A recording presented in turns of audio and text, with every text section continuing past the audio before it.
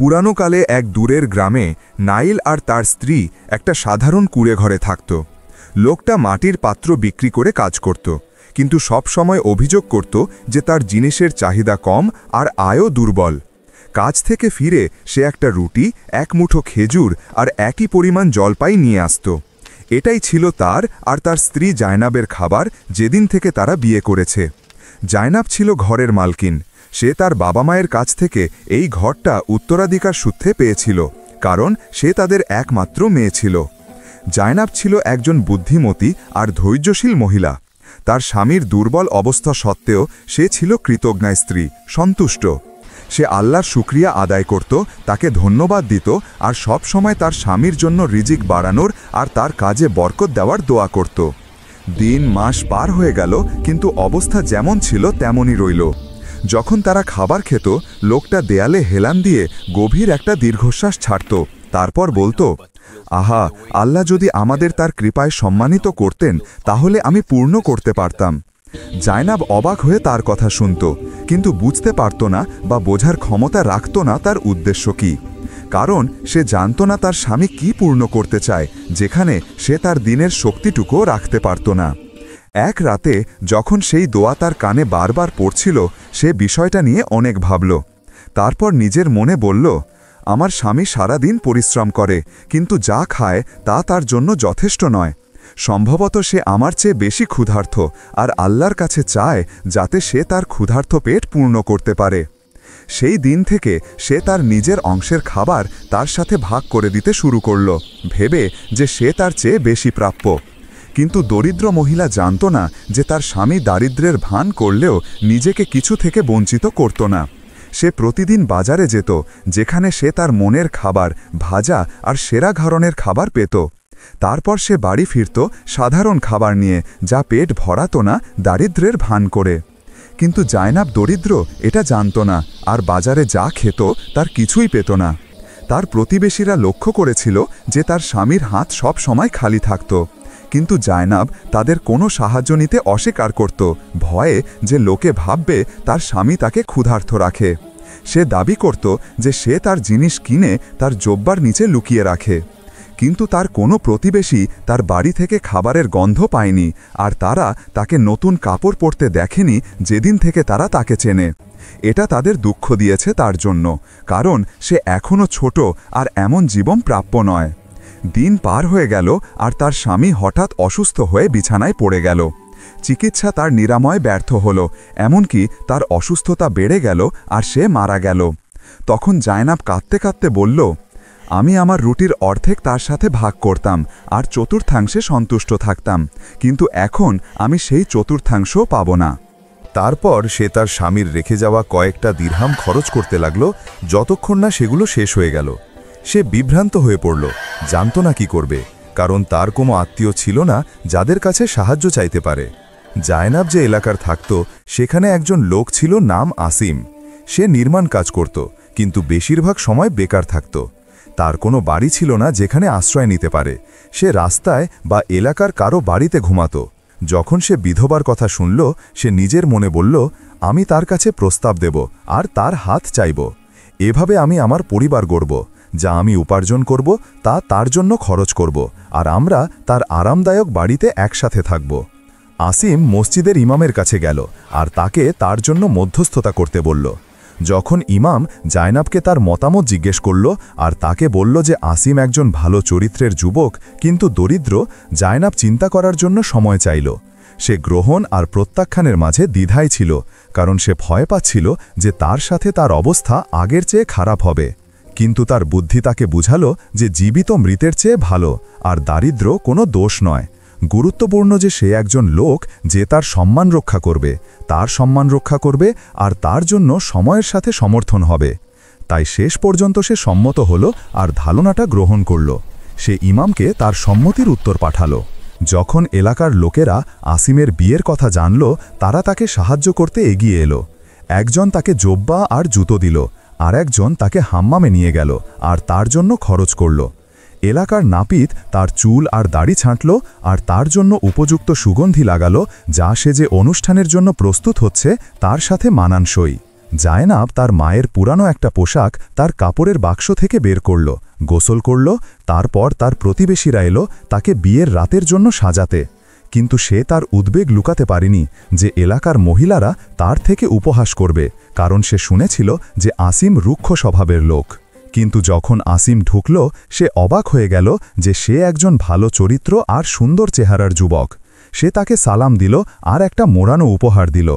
তখন সে নিজের মনে বলল, আমি প্রায় তার দারিদ্র্য আর অক্ষমতার কারণে তাকে প্রত্যাখ্যান করতাম। আলহামদুলিল্লাহ যে আমি দুনিয়ার যুক্তিপে চিন্তা করিনি। আসিম তাকে চুরি করে দেখছিল আর তার সৌন্দর্য তার প্রত্যাশা ছাড়িয়ে গিয়েছিল। তাকে দেখার আগে তার একমাত্র চিন্তা ছিল একটা পরিষ্কার জায়গা পাওয়া যেখানে আশ্রয় নিতে পারে। সে আল্লাহর নেয়ামতের শুকরিয়া আদায় করল। প্রতিবেশীরা তাদের জন্য স্নেহ আর রহমতপূর্ণ জীবন কামনা করল, তারপর চলে গেল। এক সকালে তাদের বিয়ের 2 দিন পর আসিম তাড়াতাড়ি উঠল আর গ্রামে ঘুরে কাজ খুঁজতে বের হল। সে সব জায়গায় হাঁটল যতক্ষণ না একজন ব্যবসায়ী তাকে তার বাড়ির চারপাশের দেয়াল মেরামত করতে বলল। দ্বিধা ছাড়াই আসিম হাতা গুটিয়ে উৎসাহের সাথে কাজ শুরু করল। যখন তার মন আর চিন্তা জায়নাবের সাথে ব্যস্ত ছিল, যাকে সে খাবার বা সরবরাহ ছাড়া রেখে এসেছে। কাজ শেষ হলে ব্যবসায়ী আসিমকে তার প্রচেষ্টা আর ভালো কারুকাজের জন্য ধন্যবাদ দিল আর তার মজুরি দিল। তারপর তাকে পরের দিন বাড়ি রং করতে আসতে বলল। যা উপার্জন করেছে তাতে খুশি হয়ে আসিম বাজারে গেল আর মাংস, সবজি, কিছু মশলা আর তেল কিনল। তারপর তার বাড়ি ফিরল। যেই না পৌঁছালো, জায়নাব তার আর যা এনেছে তাতে খুশি হল। সে উঠল আর হলঘর থেকে পাত্র বের করল। তারপর প্রতিবেশীর কাছ থেকে কিছু কাঠ ধার করল আর দক্ষতার সাথে রান্না শুরু করল।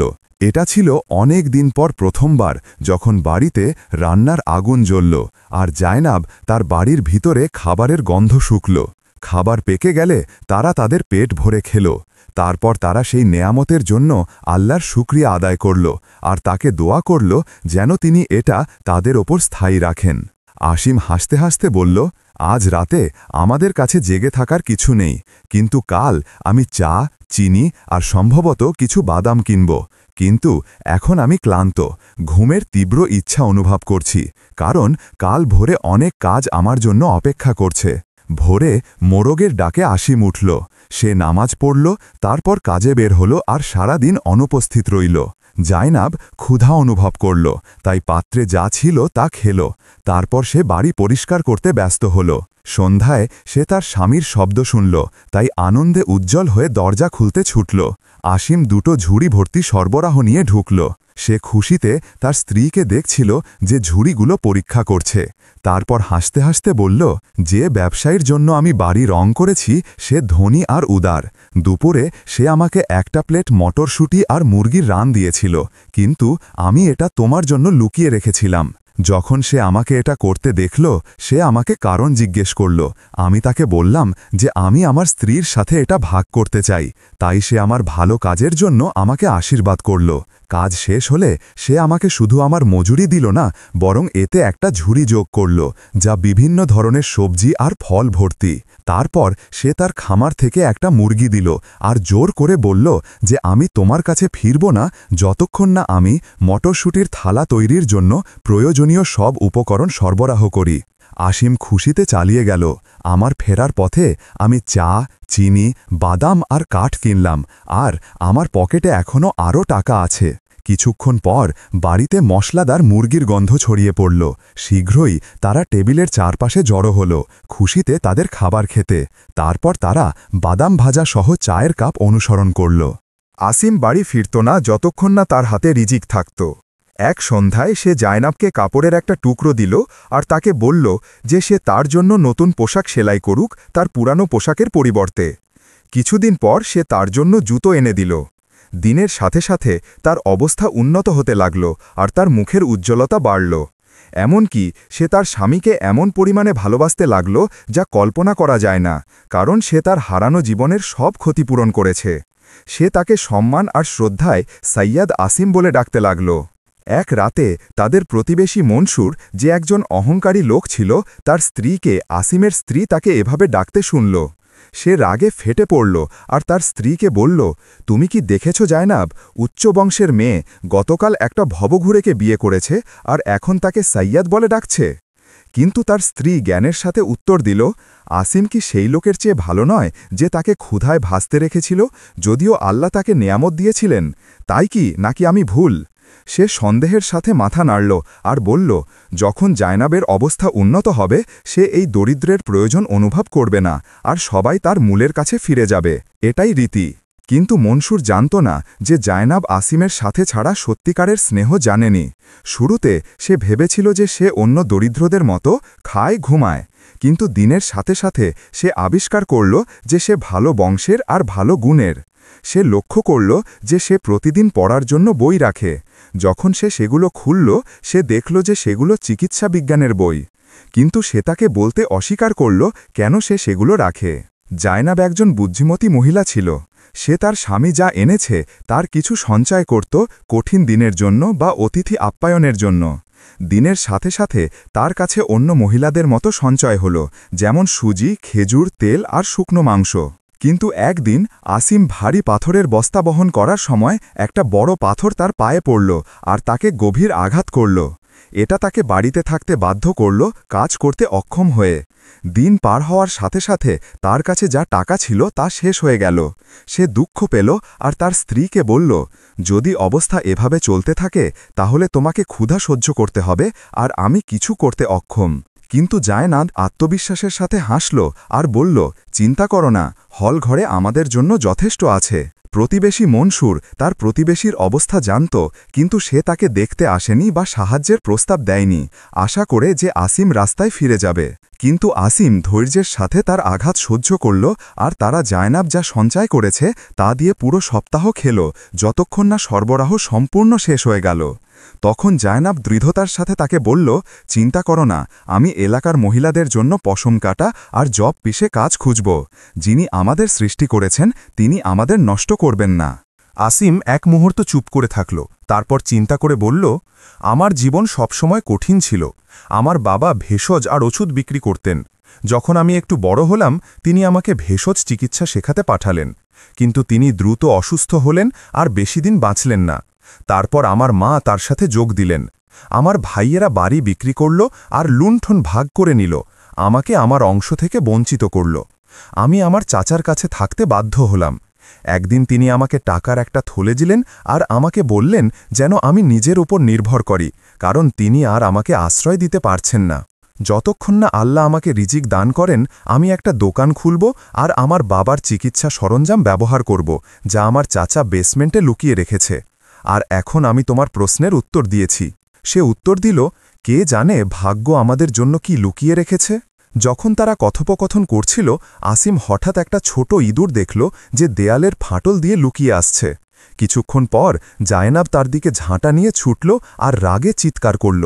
সেই বিরক্তিকর ইঁদুর আবার ফিরে এসেছে চুরি করতে, তারপর অদৃশ্য হয়ে যেতে। আমাদের অবিলম্বে এই দেয়াল মেরামত করতে হবে। আসিম আশ্বস্ত করে হাসল আর বলল, চিন্তা করো না, আমি এটা নিয়ে দেখব। যখন সে দেয়াল পরীক্ষা করছিল সে লক্ষ্য করল যে ইটের একটা টুকরো শক্তভাবে বসানো নয়। সে ইঁদুরের লুকানো জায়গা দেখার জন্য এটা সরানোর চেষ্টা করল, কিন্তু সে অবাক হয়ে গেল যে একটা ছোট গর্ত প্রকাশ পেল যাতে একটা কাঠের বাক্স ছিল। সে বাক্সটা বের করল আর যেই না খুলল দৃশ্যের সৌন্দর্যে স্তম্ভিত হয়ে গেল, কারণ এটা সোনার মুদ্রায় ভর্তি ছিল।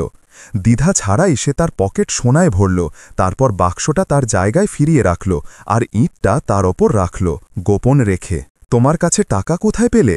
সে হাসল আর বলল, আমি আমার ব্যাপার সামলাব। আসিম বাজারে গেল আর মলম কিনল আর তার পায়ে লাগাল। তারপর সে একটা বাগানে বসল সুন্দর দৃশ্য উপভোগ করতে, যা সে তার আঘাতের পর থেকে বাড়িতে থাকার কারণে দেখেনি। 1 ঘণ্টা পর সে লক্ষ্য করল উন্নতি, কারণ তার ব্যথা কমল আর সে সহজে হাঁটতে পারল। তারপর সে কেনাকাটা করল আর একজন পোর্টার ভাড়া করল যে তার জন্য খাবার আর সরবরাহের ব্যাগ বাড়ি বয়ে নিয়ে যাবে। যখন জায়নাব দরজা খুলল সে সম্পূর্ণ বিস্ময়ে দাঁড়িয়ে রইল। তার চোখ যা দেখছে তা বিশ্বাস করতে পারছে না, কারণ তার সামনে ছিল আত্মার যা চায় সব খাবার, পোশাক, সুগন্ধি। তার অতিরিক্ত আনন্দে তার মনে টাকার উৎস নিয়ে কোনো প্রশ্ন আসেনি, বরং সে তার স্বামী যা এনেছে তাতে ব্যস্ত হল। রাতের খাবারের পর জায়নাব নতুন পোশাক পরল আর সাজল। আসিম হাসল আর বলল, আজ থেকে তুমি শুধু রেশম পরবে, কারণ আল্লাহ আমাদের ভালো রিজিক দিয়েছেন। তারপর সে তাকে সোনা খুঁজে পাওয়ার কথা বলল আর তার গোপনীয়তা। সে তার স্ত্রীকে সোনা দিল আর তাকে বলল যে এটা তার, সে যেভাবে চায় তা ব্যবহার করতে পারে। কিন্তু যা সে তার কাছ থেকে দেখেছে, সত্যতা আর আমানত রক্ষা, জায়নাব সোনা গ্রহণ করতে অস্বীকার করল আর তাকে বলল যে সেগুলো তার সাথে থাকুক আর সে এতে সম্পূর্ণ নিয়ন্ত্রণ রাখুক, কারণ সে এর যোগ্য। পরের দিন সে নির্মাতাদের ডাকল বাড়ি মেরামত আর প্রসারিত করতে, যা ধ্বংসপ্রাপ্ত ছিল। সে দেয়াল মার্বেল দিয়ে ঢাকল আর বিলাসবহুল কার্পেট আর নতুন আসবাব দিয়ে সাজাল। জায়নাব সব যা দেখছে তাতে স্তম্ভিত ছিল, এই দ্রুত পরিবর্তন বোঝার অক্ষম। অন্যদিকে তাদের প্রতিবেশী মনসুর প্রতিদিন বাড়ির সামনে দিয়ে যেত, তার প্রতিবেশীর অবস্থা দেখে অবাক হয়ে। দিনের সাথে সাথে এলাকার বাসিন্দারাও আসিমকে সাইয়াদ আসিম বলে ডাকতে লাগল। যখন সে ধনী হয়ে গেল, সে একটা খচ্চর কিনল যা তাকে বয়ে নিয়ে যায় আর চাকর। তবুও তার প্রতিবেশী মনসুর তার মনে বলত, যদিও সে ধনী হয়ে গেছে, সে আমার চোখে সেই ক্ষুধার্ত নগ্নই থাকবে, কারণ টাকা সাইয়েদ তৈরি করে না। এক রাতে যখন জায়নাব তার স্বামীর সাথে জেগেছিল, আসিম দীর্ঘশ্বাস ছেড়ে বলল, আমি আল্লাহর কাছে চাই যেন তিনি আমাকে সফল করেন, এটা তার সন্তুষ্টিতে খালি করতে। জায়নাব তার কথায় অবাক হল আর জিজ্ঞেস করল, আমার স্বামী, আমার আগের স্বামী আল্লাহর কাছে দোয়া করত যেন তিনি পূর্ণ করেন, আর তুমি তাকে খালি করতে চাও? তুমি কি আমাকে ব্যাখ্যা করতে পারো এটা কি, আর তোমরা দুজনে কি বোঝাও?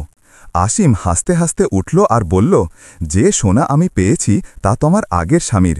সে এটা যেখানে পেয়েছি সেখানে লুকিয়ে রেখেছিল, আর আমি ইঁদুরের পিছনে ছুটতে ছুটতে এটা আবিষ্কার করেছি। তোমার স্বামী মধু বা দরিদ্র ছিল না, বরং তার হৃদয়ে টাকা জমা করার আর লুকিয়ে রাখার ভালোবাসা ছিল। সে সবসময় দোয়া করত যেন সে সেই বাক্স সোনায় পূর্ণ করতে পারে। যখন জায়নাব এটা শুনল, সে ব্যথার দীর্ঘশ্বাস ছাড়ল আর কাঁদতে লাগল। বলল, আমি ক্ষুধা সহ্য করতাম আর অভাবে ভোগতাম যখন সে টাকা জমা করছিল। লোভ আর লালসার ধিক্কার। আসিম তার কাঁধে হাত রাখল আর স্নেহের সাথে বলল, অতীতের জন্য কাঁদো না, আর আল্লাহর শুকরিয়া আদায় করো যে তিনি তোমাকে ভালো ক্ষতিপূরণ দিয়েছেন। চারপাশে দেখো, তুমি তোমার অবস্থান ফিরে পেয়েছ, আর দরিদ্ররা তোমার দরজায় আসে কারণ তারা তোমার উদারতা জানে। আর তাই আমি আল্লাহর কাছে দোয়া করি যেন তিনি আমাদের পথ সঠিক রাখেন, সেই রিজিক তার সন্তুষ্টিতে খরচ করতে। জায়নাব তার অশ্রু মুছল আর তার মায়ের কথা মনে করল, যিনি বলতেন, অল্পের শুকরিয়া অনেক ভালো নিয়ে আসে, কিন্তু অকৃতজ্ঞতা তার মালিককে খারাপ পরিণতি অনুসরণ করে। আসিম হাসল আর বলল, আর আমার জন্য আমার মা সবসময় আমার জন্য দোয়া করতেন, হে আল্লাহ, তাকে একটা ঘর দাও যা তাকে রক্ষা করে, আর একজন সৎ স্ত্রী দাও যে তাকে সঙ্গ দেবে আর সন্তুষ্ট করবে। আর দেখো, তার দোয়া পূর্ণ হয়েছে। পরের দিন আসিম একটা দোকান কিনল আর তার বাবার উত্তরাধিকার সূত্রে পাওয়া চিকিৎসা সরঞ্জাম সেখানে নিয়ে গেল। সে যা বই থেকে শিখেছে তা ব্যবহার করে ওষুধ তৈরি শুরু করল। কয়েক মাসের মধ্যে সে যথেষ্ট লাভ করল জায়নাবকে যে সব টাকা সে তাকে দিয়েছে তা ফিরিয়ে দিতে। কিন্তু তাদের প্রতিবেশী মনসুরের ব্যবসা ধীরে ধীরে খারাপ হতে লাগল, যতক্ষণ না সে সম্পূর্ণ দেউলিয়া হয়ে গেল। সে তার পণ্য সবচেয়ে কম দামে বিক্রি করতে বাধ্য হল। তারপর সে তার জীবিকা নির্বাহের জন্য বাড়ির আসবাব বিক্রি করতে লাগল। তখন তার স্ত্রী তাকে অনুরোধ করল, তোমার প্রতিবেশী আসিমের কাছে যাও আর তার কাছে ঋণ চাও, কারণ আমি এই অবস্থা আর এই দারিদ্র্য সহ্য করতে পারছি না। কিন্তু মনসুর জেদের সাথে অস্বীকার করল, বলল, আমি ক্ষুধায় মরতে পছন্দ করব, যতটা না সেই ভবঘুরের কাছে সাহায্য চাইব।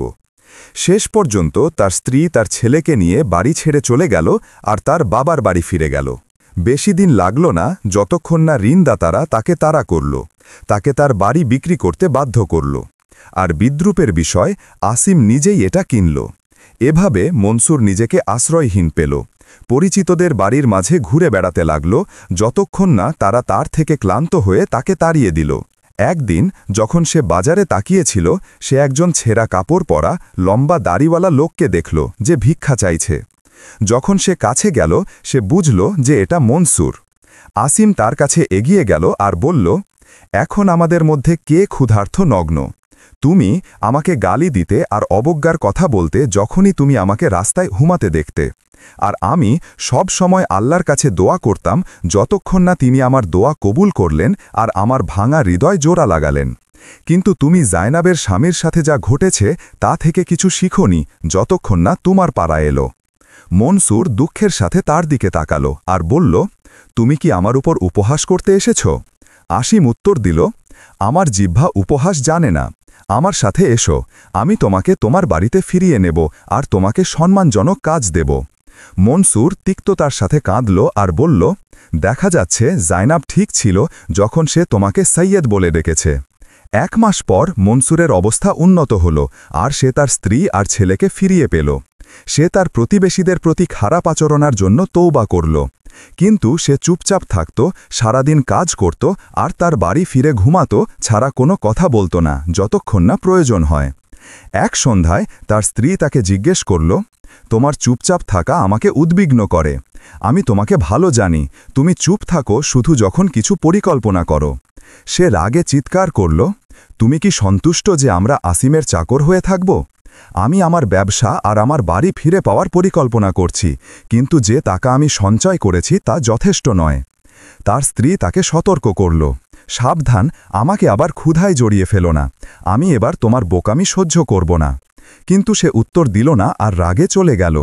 দিন পার হয়ে গেল আর মনসুর গোপনে যে কোনো উপায়ে তার সম্পদ ফিরে পাওয়ার পরিকল্পনা করতে লাগল।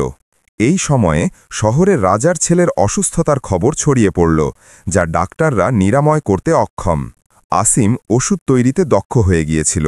সে ভেষজের মিশ্রণ তৈরি করার সিদ্ধান্ত নিল আর নিজের মনে বলল, যে ওষুধ আমি তৈরি করছি, যদি এটা রাজার ছেলেকে নিরাময় না করে, তবুও এটা তার ব্যথা কমাবে আর তাকে ঘুমাতে সাহায্য করবে ইনশাআল্লাহ। তারপর সে মনসুরের দিকে ফিরল আর বলল, আমার জন্য একটা পরিষ্কার বোতল আনো যাতে আমি ওষুধ রাখি। মনসুর গুদামে গেল, কিন্তু দুষ্টুমিতে বোতলে বিষ মিশিয়ে দিল আর নিজের মনে বলল, যখন রাজকন্যা মারা যাবে আসিমকে গ্রেফতার করা হবে আর আমি যা হারিয়েছি সব ফিরে পাব। সন্ধ্যায় আসিম বোতলটা নিয়ে বাড়ি গেল আর টেবিলে রাখল। তারপর সে তার ঘরে গিয়ে ঘুমাতে গেল, কিন্তু মাঝরাতে সেই একই ইঁদুর তার গর্ত থেকে বের হল আর সতর্কতার সাথে বোতলের দিকে গেল। এটা ধাক্কা খেয়ে পড়ে গেল আর যে দ্রবণ ছিটকে পড়ল তা পান করল, তারপর সেখানেই মরে গেল।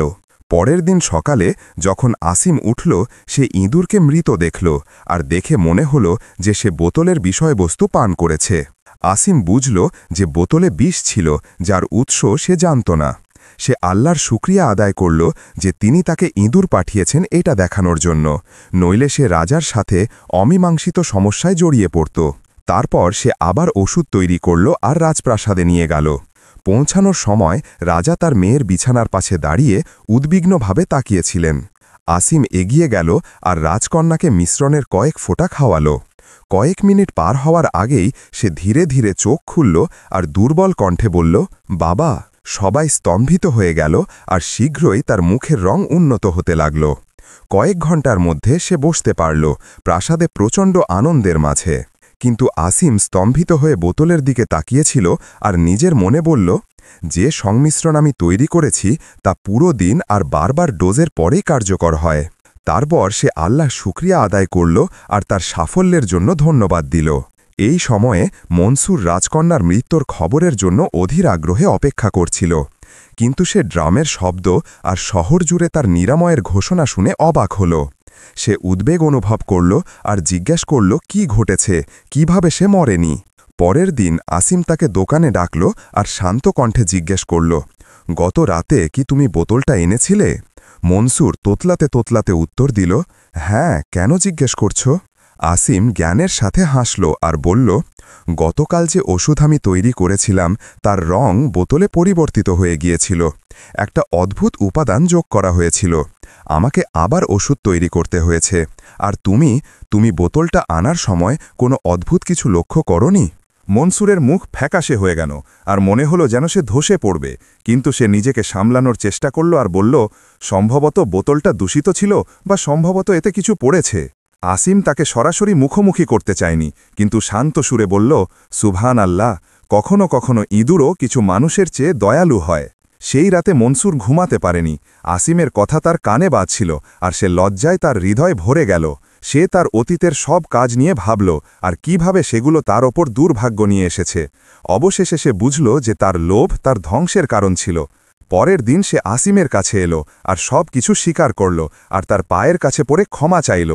আসিম দীর্ঘশ্বাস ছাড়ল আর বলল, আল্লাহ ক্ষমাশীল, দয়াময়, কিন্তু যদি তুমি তোমার তওবায় সত্যবাদী হও তাহলে তোমাকে তোমার পাপের ক্ষতিপূরণ করতে হবে। আর যতক্ষণ না আমি এটা নিশ্চিত হই তুমি আমার সাথে কাজ করবে, কিন্তু আমি তোমার জন্য একটা দোকান তৈরি করব যা ওষুধ থেকে আলাদা, আর তোমাকে পণ্য দেব যাতে তুমি তোমার ব্যবসা আবার শুরু করো। আর সেই দিন থেকে মনসুর সত্যিই পরিবর্তিত হল আর তার কাজে নিষ্ঠাবান হল। সে আসিমকে তার দোকান বিকাশে সাহায্য করল, যতক্ষণ না এটা শহরের সবচেয়ে বড় ওষুধ ব্যবসায়ীদের একটা হয়ে গেল আর রাজকীয় দরবারের প্রথম চিকিৎসক হল। সে রাজার কাছ থেকে মহান পুরস্কার পেল, কিন্তু যা তাকে সবচেয়ে খুশি করেছে তা হল যে সে কোনো অভাবগ্রস্তকে ফিরিয়ে দেয়নি আর যে তার প্রতি খারাপ করেছে তার প্রতি ঘৃণা পোষণ করেনি।